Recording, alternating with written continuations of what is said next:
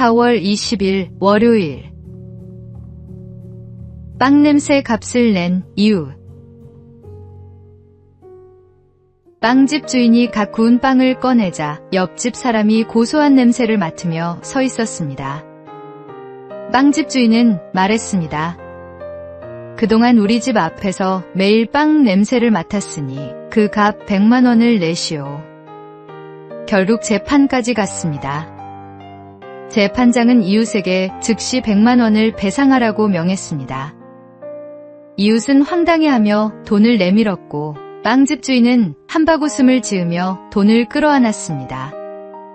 그때 재판장이 최후 선고를 내렸습니다. 이웃은 냄새만 맡았을 뿐 빵을 가져간 것이 아니요. 마찬가지로 빵집 주인도 돈을 만지며 기쁨을 누렸으니 이제 돌려주시오.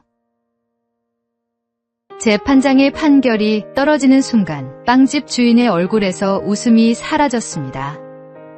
지켜보던 이들이 우레같은 박수를 쳤습니다. 웃음이 나는 이야기이지만 돌아보면 우리도 빵집 주인과 크게 다르지 않을 때가 있습니다. 내 이익을 위해 다른 사람에게 손해를 끼치면서도 그것이 얼마나 염치 없는 일인지 깨닫지 못합니다. 내 유익만 앞세우는 순간 우리는 이미 빵집 주인과 같은 자리에 서 있습니다. 오늘의 말씀. 누구든지 자기의 유익을 구하지 말고 남의 유익을 구하라. 오늘의 만나. 먼저 베푸는 삶이 결국 더 많은 것을 얻습니다. 오늘 내 유익보다 남의 유익을 먼저 생각하는 하루가 되십시오.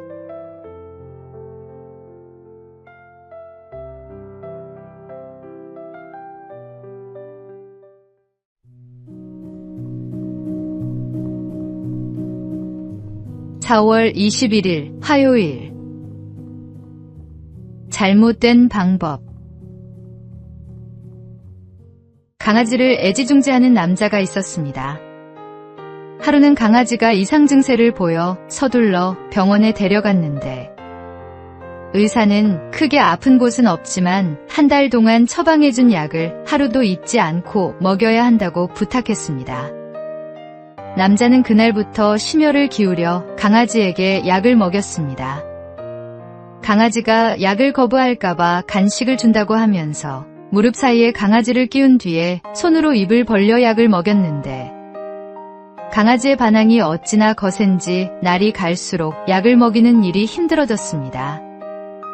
그러던 어느 날 강아지에게 약을 먹이려던 남자가 실수로 약을 바닥에 떨어뜨렸는데 갑자기 강아지가 달려와 싹싹 핥아먹었습니다. 한 달 동안 자신이 애쓴 것이 강아지를 위한 것이었는지 아니면 자신의 방식을 고집한 것이었는지 문득 되돌아보게 되었습니다. 강아지가 싫어했던 것은 약이 아니라 약을 먹이는 남자의 방법이었던 것입니다. 잘못된 생각은 잘못된 방법을 부릅니다. 부정적인 마음은 행동으로 나타나기 때문입니다.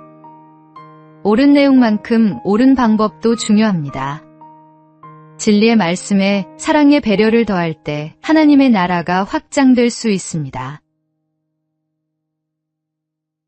오늘의 말씀. 오직 사랑 안에서 참된 것을 하여 범사에 그에게까지 잘할지라. 그는 머리니 곧 그리스도라. 오늘의 만나. 옳은 말도 방식이 잘못되면 상대방의 마음에 닿지 않습니다. 복음을 전하는 열심만큼 상대방이 받을 수 있는 방식으로 다가가고 있는지 돌아보십시오.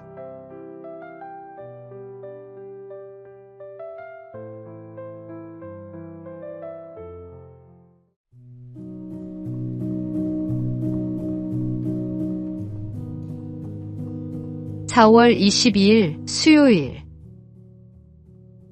조건보다 사람. 한 법원에서 흥미로운 판결이 있었습니다. 학력과 직업을 사실과 다르게 말해 약혼에 이르게 한 남성에게 약혼녀가 준비한 혼수 비용을 배상하라는 결정이 내려진 것입니다. 진실이 드러나는 순간 두 사람의 관계는 더 이상 유지될 수 없었습니다. 이 사건은 단순한 법적 분쟁을 넘어 오늘날 결혼이 무엇을 기준으로 선택되고 있는지를 돌아보게 합니다. 사랑과 신뢰로 맺어져야 할 관계가 학력과 직업, 외적 조건의 조합처럼 여겨지고 있지는 않습니까? 조건이 앞서게 되면 사람은 존중의 대상이 아니라 평가의 항목이 됩니다. 조건은 언제든 바뀔 수 있습니다. 직업을 잃을 수도 있고 건강이 흔들릴 수도 있습니다. 변하지 않는 사람의 됨됨이가 결국 관계를 지탱하는 힘입니다. 외적 조건으로 시작된 관계는 작은 균열에도 쉽게 흔들립니다. 그러나 신뢰 위에 세워진 관계는 부족함 속에서도 함께 자라갑니다.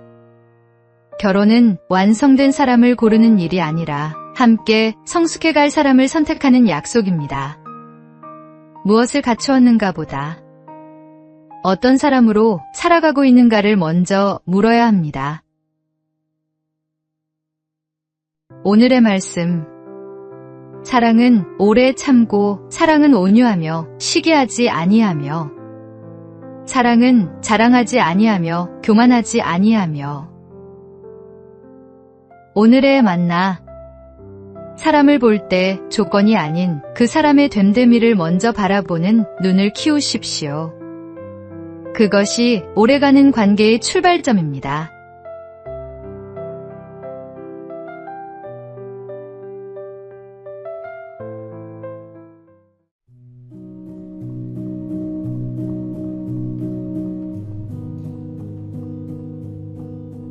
(4월 23일) 목요일.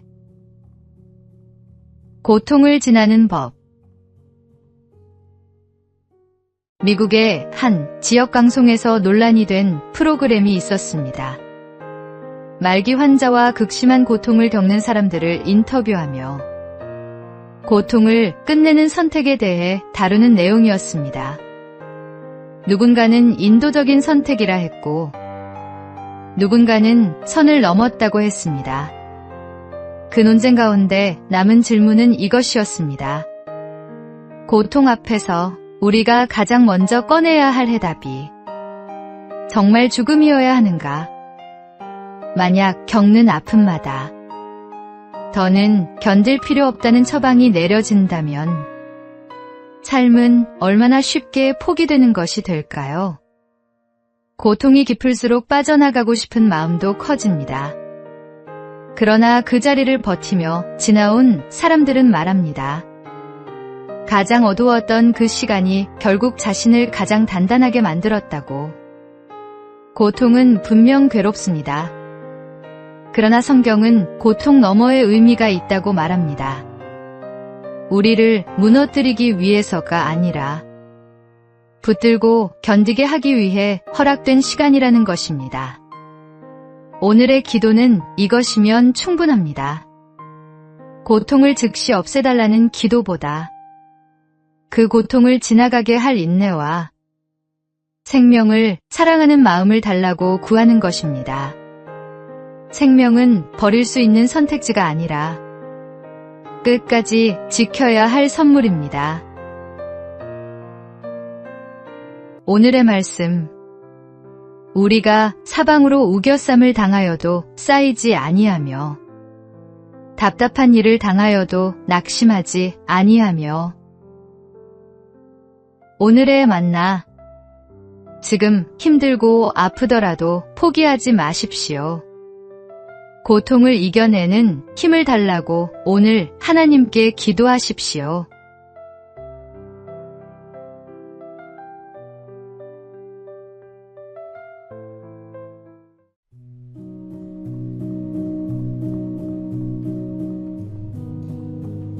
(4월 24일) 금요일.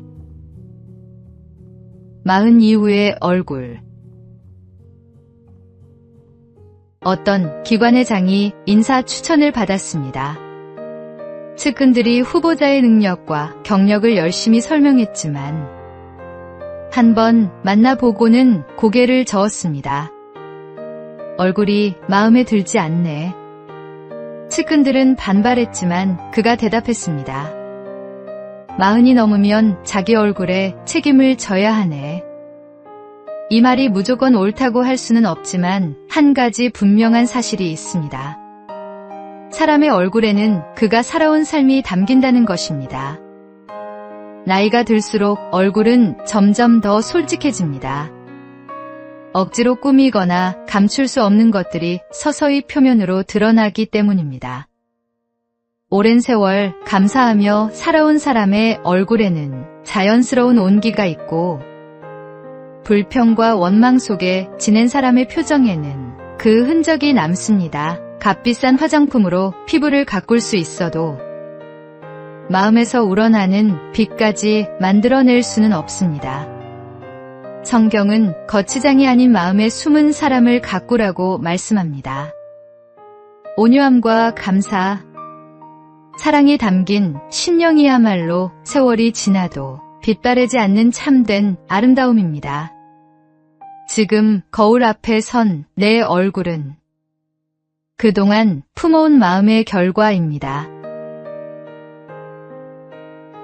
오늘의 말씀. 오직 마음에 숨은 사람을 온유하고 안정한 심령이 썩지 아니할 것으로 하라. 이는 하나님 앞에 값진 것이니라. 오늘의 만나. 오늘부터 외모보다 마음을 먼저 가꾸십시오. 하나님이 기뻐하시는 아름다움은 안에서부터 빛나는 것입니다.